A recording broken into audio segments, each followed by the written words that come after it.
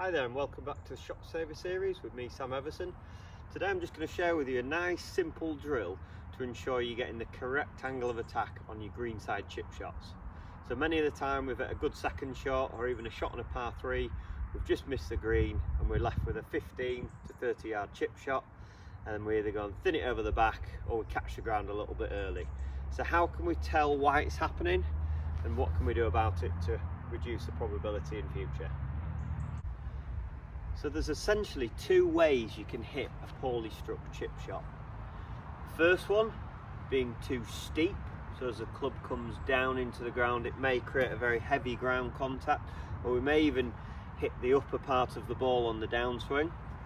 And the other way is the opposite, where players get too shallow, and that's where the club's coming in too low and it's actually rising by the time it gets to the ball. So again, that can cause a thin, very similar shots to the first problem, but it's very important to find out which side of the coin you fall on in order to fix the problem. So I've set up a nice simple test that you can do on the range or the chipping area, and I've simply set two alignment rods roughly 2 feet apart. The idea is we're going to imagine we're hitting a ball from right in the middle of these two alignment sticks, and if we do a few rehearsal swings to start with, I'm going to create a nice ground contact through the hitting area. I should hit neither of these sticks.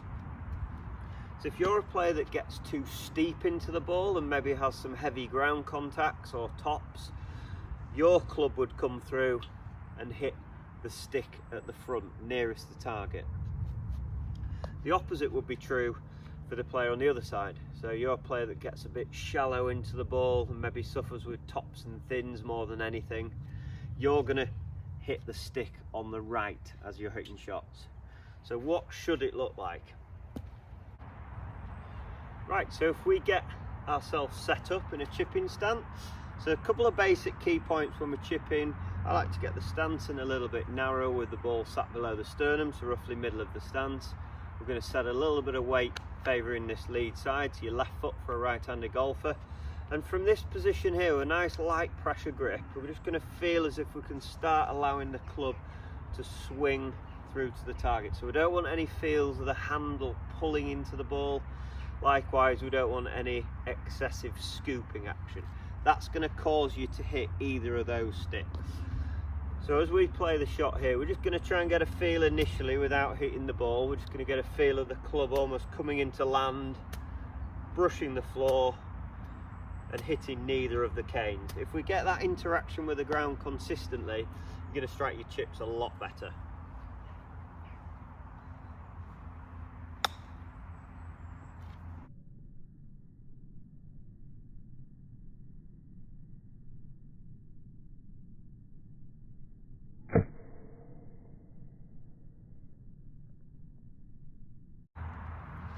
Right, so there you have it. Nice simple test you can do. So get to the chipping area, 2 alignment sticks, 2 feet apart, chip from the middle, hit a few balls.